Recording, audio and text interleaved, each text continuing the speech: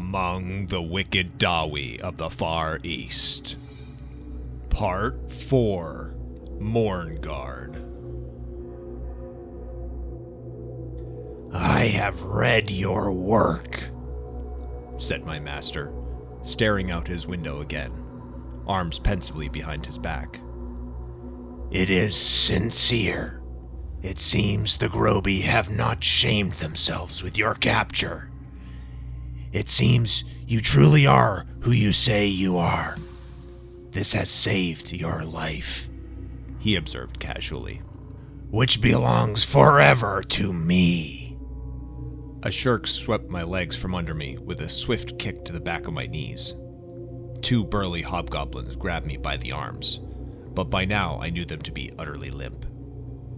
The instinct to thrash had been beaten out of me somewhere on the road through the mountains by thin air and malnourished fatigue. My mind still stung from the terrible gaze of the bull and swam with the lack of sleep, although I felt greater physical strength than ever before after having eaten so well. I was barely cognizant of the 4th figure who entered the chamber, a slow-moving, bitter-faced dwarf who did not make eye contact with me.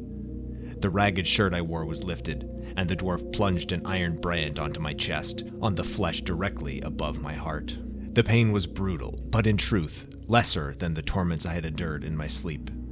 I could feel something else surging through the wound, and sure enough, the brand coursed with greenish twists of light, crackling like miniature lightning. I felt a dull throb pulse outwards from the wound, which seared itself shut after the brand was removed. Black, raw, but sealed all the same. The pulse remained, slow, steady, like the beating of a second heart. My master casually stepped towards me and looked intensely at my face. Reader, I must stress, I was being assessed as one assesses livestock.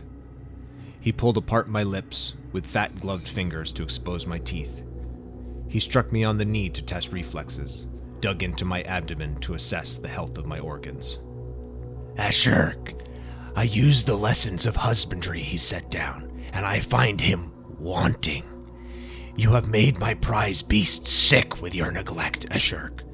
Exhaustion will make him useless to me. The dwarf clutched a pendant on his beard tightly, and the hobgoblin fell to the ground, writhing in pain. He was held there for some time longer than seemed healthy, until his cries began to drown out his breath. The dull pulse emanating from my agonizing brand quickened, erratic, frantic. His heart beats with yours now, Groby. If he is bruised, you will be broken. If he is hungry, you will starve. This is my command. You will protect his life with your own in all ways, or when he dies, your torment will never end. Now go, and take your lackeys with you. The hobgoblins unhanded me warily, skulking back into the shadows nearest the door. Just as with Ashurk, they seemed forbidden to turn their backs or hide their hands. The dwarf who had held the brand remained. I will speak with him. He will rest a while. Then you will take him to the menagerie. He begins tonight. The Groby will not harm him, but they will hate him, for his condition will be exalted by comparison. Ashurk will see to them. You I charge with ensuring that the Dawi leave him be. He is no stable slave, Hamazi. He is an artifact of great power, to be kept under lock and key. I expect you to conceal him with all the skill you turn to hiding the idol of Shubur. There was something behind his words. I dared flick my eyes to this Hamazi, who stood in grim passivity. A minuscule ripple of some emotion played across him. I surmised that the idol was supposed to have been hidden from our master. Hamazi seemed to make an effort to wear this moment nonchalantly. The others shall not know of him, greatest lord, he grumbled. His lips seemed barely to move. But the Blessed Ones cannot be watched. I can conceal him well enough, but they will do as they will. I will not hold you responsible for the tongues of the blessed beardling. I have spoken with them. They are silent on this matter. It is of great importance to them, though for reasons other than my own. Hamazi slowly nodded, looking away. I will bring you the idol at once, greatest lord, he said simply. Our master produced a small ivory figurine from his robes, about the height of a handspan. Unnecessary, you wretch. When next we march to war, you will pay the price of it. How high the toll depends on how well you protect the manling. I have taken care of the Groby. The Blessed Ones look set to take care of themselves. The rest is up to you. Now leave us. At the time, I recall a little confusion. What passed between them seemed to me to have no rage, no recrimination. And yet, that had clearly been a moment of great failure for Hamazi. Exposed as trying to deceive his master, as cruel and merciless as any under the sky. I could not read the ways of these Dawi then, as well as I could a decade hence. Looking back on this moment, I see the signs I missed. The slow, deliberate nature of Hamazi masked it to me, but that was a dwarf in a blind panic, scuttling away in fear for his very soul. Our master grinned, shaking his head slightly. I saw in him then a look like so many masters faced with the blithering of so many apprentices through eternity. It almost brought a smile to my own face. The Groby, that is his heart beating, you feel. The bond goes between the two of you, but it is far worse for him. You could not kill him if you tried, but if he does die, your heart too will stop. For him, your every moment echoes, reverberates. He cannot hear your thoughts, but your feelings course through him. It is the only way to tame the Groby, he said, stroking his beard contemplatively. To engage their self-interest. He paused for a moment. Well, speak, manling. My lord, I know not of what. Do they keep Groby in your lands? I must say it is quite a trial. They are simply the only plentiful resource in these blasted barren lands. As I read your treatise, I could not help but laugh. How I wish we wrote such things of the Groby. I thought to myself, fully half my waking hours are consumed in disciplining them, terrifying them, playing them off against one another. It is a supreme form of husbandry. No magics can do the work of a firm hand and a sharp mind, hey, beast keeper? I knew I was supposed to reply here, but feared for my life to do so. Perhaps not a sorcerer's magics, but enchanted artifacts are essential to the breaking and training of the greatest specimens, I stammered, feeling as though I were in some bizarre guildmeister's wine tasting. My master laughed loudly in reply, and I realized how oddly large his bottom lip was. You are my enchanted artifact, madling. Your treatise was most enlightening. You will be caring for a sickened predator of sorts. I command you, tell me of the beastmen who plague your lands.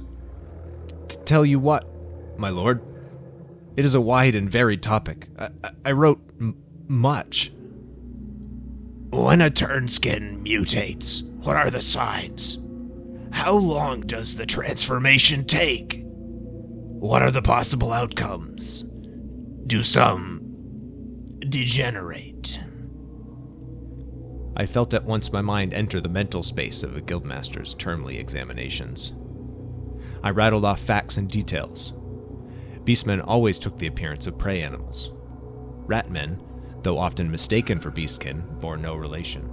Despite their appearance, the beasts ate only meat. Every turnskin is different, but the broadest categories were the lycanthropic, the mutarational, and the spontaneous. Beastmen did not need to be of the same kind to create offspring. Beastmen could not be born to true beasts, even if sired by kin. As we spoke, again and again he showed great interest in the lesser-studied centaurs and the vast minotaurs.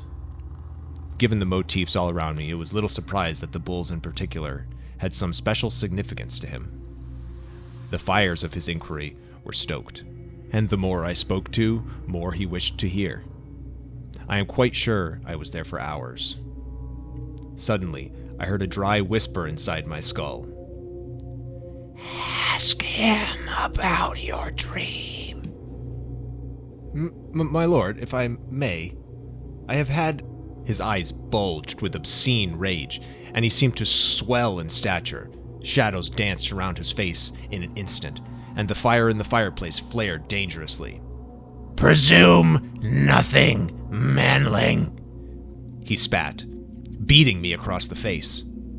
You answer, I ask. Again and again, he rained blows on me. I staggered to the ground.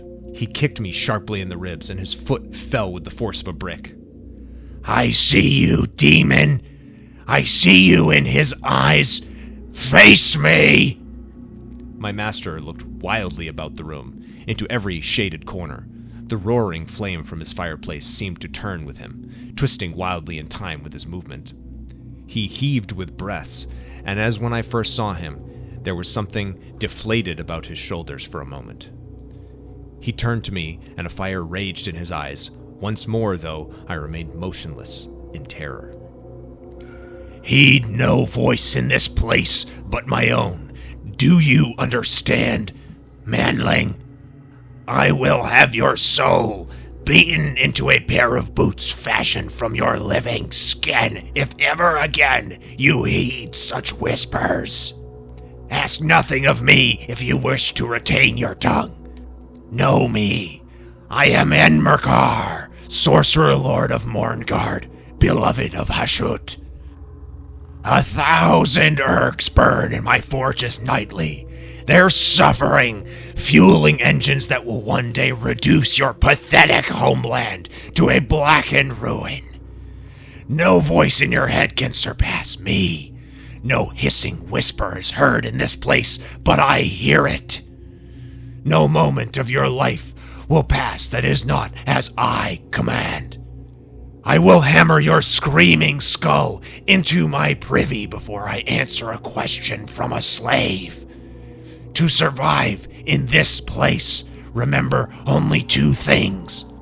Obey Enmerkar in all things, and heed no whisper, no shadow, no voice, no coiled snake, no carved tablet, lest it be Enmerkar's instruction. I cowered on the ground. Magic, oily, scratching. I could feel it twist around us both.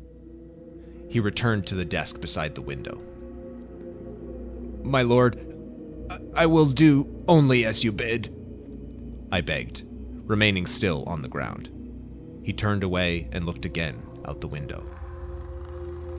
Hamazi will teach you what little else you must know to survive here. Go now, and prepare. When the fortress sleeps, you visit the menagerie. There you will see. Get from my sight. It was the first time I had been alone, unguarded since my kidnapping. He simply let me go. I felt unsteady as I approached the door, as though beyond it I would find Hamazi or a shirk lurking to take me by the shoulder and force-march me elsewhere. But now that I was branded, now that a shirk and Hamazi's fates were intertwined with mine, it seemed beneath Enmerkar's concern where I went or who accompanied me. Escape, I was sure, would be quite impossible and utterly pointless. To be outside the fortress tower? I knew not exactly what this Morngard was. Even had I so known, I would need to travel many months westward on foot before I even had any hope of finding so much as a speaker of Reichspiel, let alone help. My master's sorcery terrified me as badly as the eyes of the bull that haunted my nightmares. I gave no thought to escape, only to survival in the dark and winding corridors of Morngard.